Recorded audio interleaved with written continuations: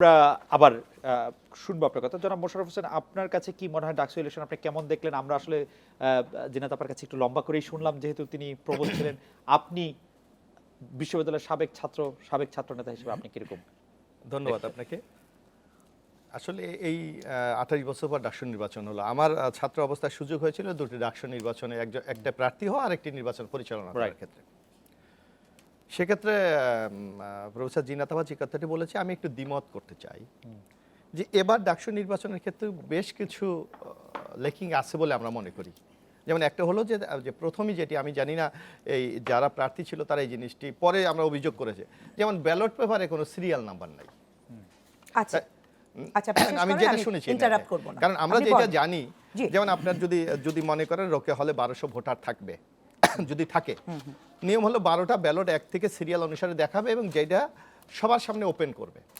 বাস্কটা দেখাবে যে বাস্কের মধ্যে কিছু আছে কিনা, খালি বাস্ক সবাই ওকে করলে এটাকে সিলগালা Right. করবে। এটা হলো নির্বাচনের কিন্তু সাধারণ নিয়ম। কিন্তু প্রফেসর জিনাত হুদা যে কথাটি বলেছে প্রথমেই কিন্তু একটা কনফ্লিক্ট তৈরি হচ্ছে, কেন আমাকে বাস্ক সিলগালা করা হবে না, অথবা যে ব্যালটগুলি আপনার এখানে নিয়ে আসা হয়েছে তা যদি অন্য একটি জায়গায় থাকে সেখানে কিছুটা সন্দেহ হওয়াটাই স্বাভাবিক। এবং এই সন্দেহগুলি কি ডালা মেলে কিন্তু ঢাকা বিশ্ববিদ্যালয় বহু ঘটনার জন্ম দিয়েছে। এবং যখন এই সন্দেহটা কেন হচ্ছে আপনি দেখবেন যে মন্ত্রী হলে যখন ভোট গ্রহণ শুরু হয় তখনই আমরা শুনেছি যে সেখানে ভোট দেওয়া ব্যালট পেপার পাওয়া গেছে এবং যার কারণে ওখানে প্রবোস্টকে অব্যাহতি দেওয়া হয়েছে।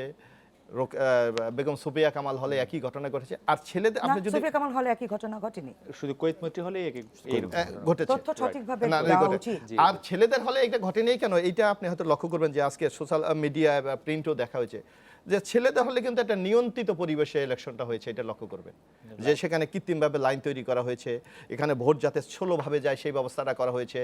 আবার মোশাররফ ভাই, আমার অজ্ঞতা ক্ষমা করবেন, কিন্তু কেউ ভোট দিতে পারে নাই এরকম কারোর সাথে, মানে আমি কিন্তু আমার যারা রিপোর্টার ছিলেন তাদেরকে আমি খুঁজতে বলেছিলাম যে যারা ভোট দিতে না পেরে ফেরত গেছেন এরকম কাউকে না, খুঁজে বার করতে। এখানে ব্যাপার হলো কি, এই যেমন আমি একটা কথা বলি যে আপনি আজকে এই ক্যাম্পাসে নির্বাচনের আগে থেকে যে প্রশ্নগুলি উঠেছে, একটা হলো একটা সহাবস্থানের ব্যাপার ছিল, আরেকটা ছিল ক্যাম্পাসে একটা ছেলে কি এই মানে ওপেন হয়ে মানে একটি প্যানেলের পক্ষে ইলেকশন করে বা প্রার্থী হয়ে, যার জন্য দেখবেন আপনি অনেক হলে ডাকসু ছাড়া অনেক হলগুলি কিন্তু পূর্ণাঙ্গ প্যানেলগুলি অনেক ছাত্র সংগঠন দিতে পারেনি। এটার একটি কারণ হলো ভীতির একটা সংস্কৃতি। না না, কিন্তু মোশাররফ ভাই, আপনিও ঢাকা বিশ্ববিদ্যালয়ের ছাত্র, প্রিন্স ভাই ঢাকা বিশ্ববিদ্যালয়ের ছাত্র, খোকন, আমরা জি, সবাই জি। ঢাকা বিশ্ববিদ্যালয়ের ছাত্র।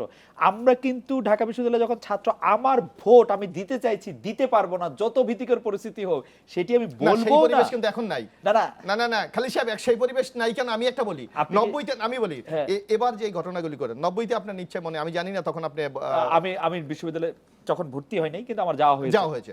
তখন আপনি দেখবেন যে হলগুলি কিন্তু একটি সহ অবস্থান ছিল। আজকে যে প্রশ্নগুলি উঠেছে আপনি 90 নির্বাচনে পুরনো যদি একটু ঘাটেন আপনি দেখবেন এইভাবে ব্যালট বাক্স নিয়ে গন্ডগোল, ব্যালট পেপার নিয়ে গন্ডগোল, লাইন, এই ধরনের একটি কোনো অভিযোগ কিন্তু তখন না ওঠে না, নাই। এই অভিযোগগুলি তো তুলছেন আপনারা মোশাররফ আমরা ভাই। না, টোটাল এই- সবাই তুলেছে। এই অভিযোগ আমি বলতে চাইছি যে একজন ভোটারের কথা, যিনি বলছেন যে আমি ভোট দিতে পারি নাই, না, এটা আপনি কিভাবে বুঝবেন? আমি বুঝতে চাইছি, আমি তো খুঁজেছি না কালকে না, সারাদিন। খোঁজার এই আমি একটা কথা মানে যে ভোট দিতে পারেনি সে ভোট না দিয়ে কি চলে গেছে? হ্যাঁ, অনেকে আছে 2 ঘন্টা 2.5 ঘন্টা। আজকে আপনি পত্রিকা দেখবেন যে অনেকের সাক্ষাৎকার দিয়েছে, যে আমি দেখেছি অনেকের সাক্ষাৎকার? হ্যাঁ, অনেক। আজকে আমি দেখেছি জগন্নাথলের এক ছেলে 2 ঘন্টা 51 মিনিট দাঁড়িয়ে ভোট দিয়েছে।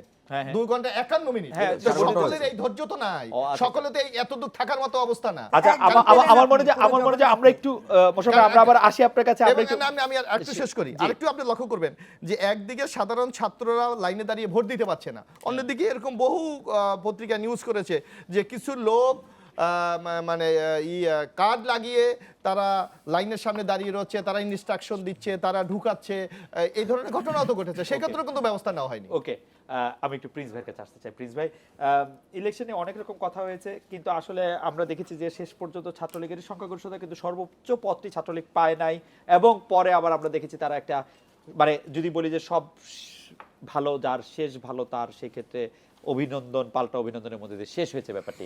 আপনার কাছে কি মনে হয়? না, ধন্যবাদ আপনাকে।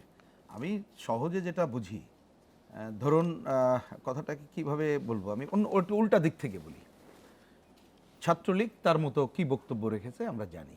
আপনি অন্য দলগুলো ইনক্লুডিং যাকে ভিপি নির্বাচিত করা হয়েছে Right. বা নির্বাচিত হয়েছে যেভাবেই বলি না কেন, তার দল সহ অন্যরা সবাই কিন্তু একেবারে সর্বশেষ তথ্য বলছে, এমনকি এই যে নুরু উনিও বলছেন যে পুনরায় ভোট চাই, অন্য দলও তাই বলছেন। এই জায়গাটা সবাই আছে। আমি দেখলাম অরণি সৈমন্তী খান, সে সর্বশেষ আপনার সাথে একটা স্ট্যাটাসে দেখলাম অনশন কিছু ছাত্ররা করছে, সেখানে সে আছে মানে গেছে, এবং সে বলছে যে এটাকে জারি রাখতে হবে, যা ইলেকশন হয়েছে ডাকসুর সাথে যায় না। পরিস্থিতিটা আমি বলছি যে যারা নির্বাচনে অংশগ্রহণ করেছিল তাদের সর্বশেষ অভিমতই এই জায়গাটায় রয়েছে। সুতরাং আমি জাজ করতে চাই ছাত্রছাত্রীরা কিভাবে নিচ্ছে, এটা একটা দিক। Okay. এবার সেকেন্ড দিক পরিষ্কার হিসাব, যে এতদিন পরে ডাকসু হচ্ছে, আমাদের সবার কিন্তু প্রত্যাশা ছিল যা প্রশাসন পূরণ করতে পারেনি, বরঞ্চ একটা বড় ব্যর্থতা চোখের সামনে চলে না, এসেছে। প্রিন্স ভাই, সেটা একটা প্রিন্স ভাই, আমি কাল থেকেই শুনছিলাম যে প্রশাসন প্রত্যাশা পূরণ করতে পারেনি, খুব ব্যর্থতা, কিন্তু স্পেসিফিক না ব্যর্থতা আসছে, আমি সেটাই আপনি যদি specific করি, একেবারে বেশি দূরে যাওয়ার দরকার নেই। আপা, আপনি জিনাত যদি হুদা, একটু- আপা, আপনি উনি যদি একটু শুনতেন। উনি যে হ্যাঁ, পয়েন্টটা জি, বললেন, জি। মানে আমি একটাকে জাস্ট মডেল করি, ওনার কাছে জি। শোনার পরে আমি জি, জানলাম, তার জি। আগে ওনারটা আমি স্পেসিফিক জানতাম না, Right. যে এই যে সিলগারা করার ব্যাপারে নির্দেশনা নাই, যার জন্য দেখেন ওইখানে যে সংকটটা, আমি যদি ওনার কথাও বুঝে থাকি, অন্যটা যাই হোক, এটি একটা হয়েছে, এটি কিন্তু আমরা আগে থেকেই দেখছিলাম।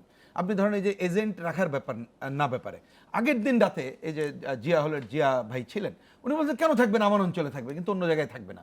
আমরা খবর পাচ্ছি একজন এক এক রকম বলছে, আরেকজন এক এক রকম বলছে। অনেক জায়গায় প্রশ্ন করার পরে যখন আমাদের ছাত্ররা গেছে, তখন বলছে এটা ভিসি স্যার জানেন, অন্য কেউ জানেন না।